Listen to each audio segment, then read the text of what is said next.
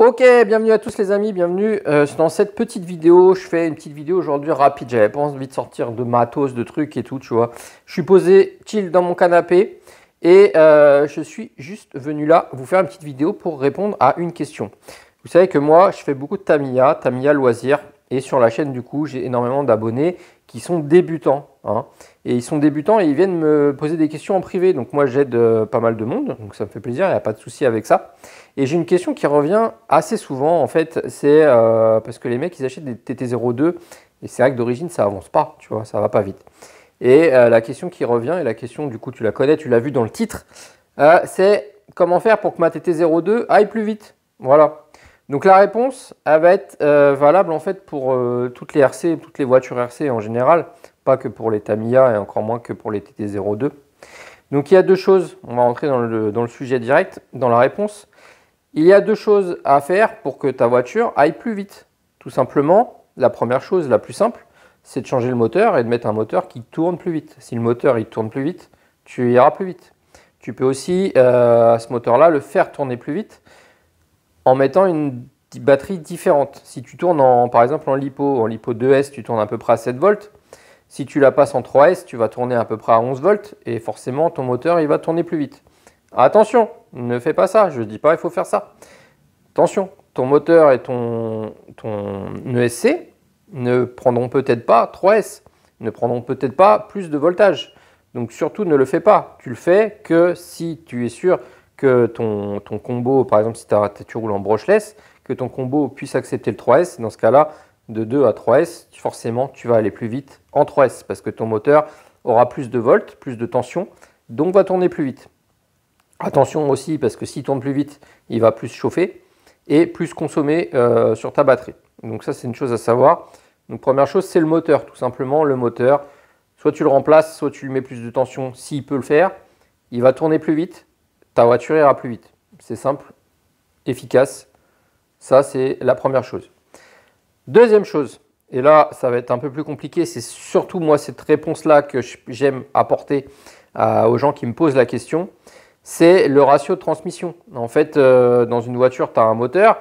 Suivant à quelle vitesse tu es, si tu es en première, deuxième, troisième, quatrième, la voiture ne va pas à la même vitesse. Okay, donc, ce que tu peux faire, c'est changer.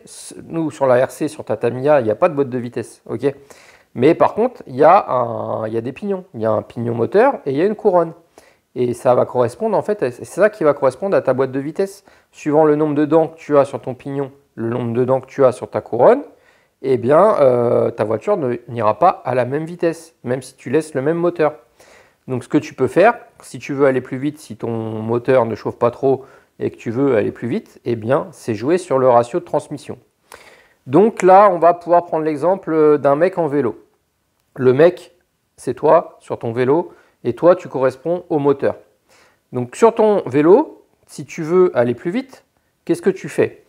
Tu as des plateaux devant, tu as souvent 2-3 plateaux. Ça va correspondre du coup, c'est ce qui est le plus proche de toi, donc le plus proche du moteur, donc ce qui correspond à ton pignon moteur.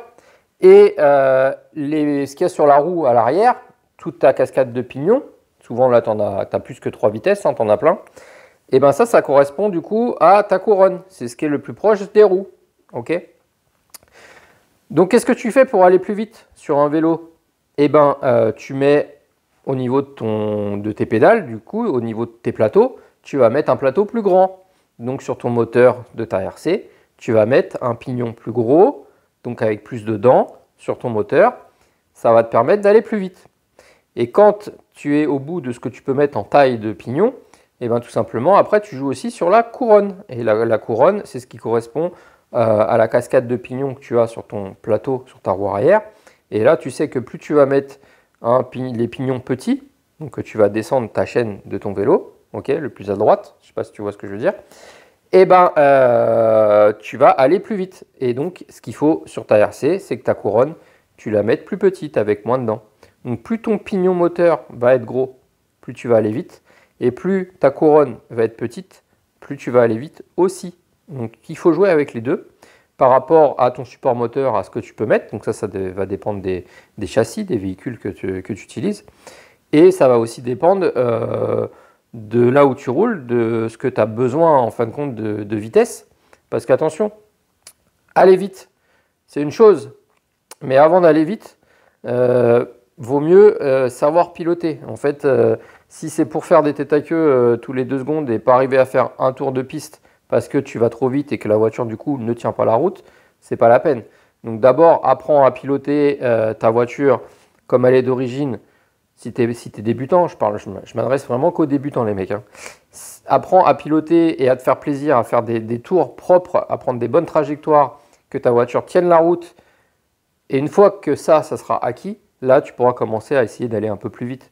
Et c'est sûr qu'en ligne droite, bah, ça va pas vite, mais va faire enchaîner des virages sans que ta voiture parte en tête à queue déjà avant d'aller vite. Parce qu'une fois que ta voiture va vite, même si tu te dis bah, j'accélère pas trop, si, tu vas avoir envie d'accélérer et ça va aller dans le décor. Okay, donc attention à ça. Je ne vous dis pas d'aller plus vite, je réponds juste à la question comment faire pour aller plus vite. Donc il y a l'histoire du moteur, mais il y a surtout l'histoire du coup de la boîte de vitesse, l'histoire de cette cascade de pignons. Hein.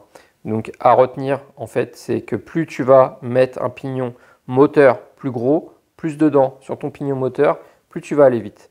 Et plus tu vas mettre une couronne petite avec moins de dents, plus tu vas aller vite aussi. Et suivant les châssis après, tu adapteras ce que tu as besoin par rapport à ton moteur. Attention, si tu mets pignon trop gros, du coup, si tu vas trop vite, ton moteur il va forcément plus souffrir. Donc tu auras moins d'accélération, tu auras plus de chauffe, tu auras moins d'autonomie. Donc attention aussi à ça. Hein. Moi, je vous dis comment faire, mais je ne vous dis pas de le faire et de tout cramer. Okay, donc m'en voulez pas, ceux qui crament tout, c'est de votre faute, c'est pas de la mienne. Ok, je vous aurais prévenu.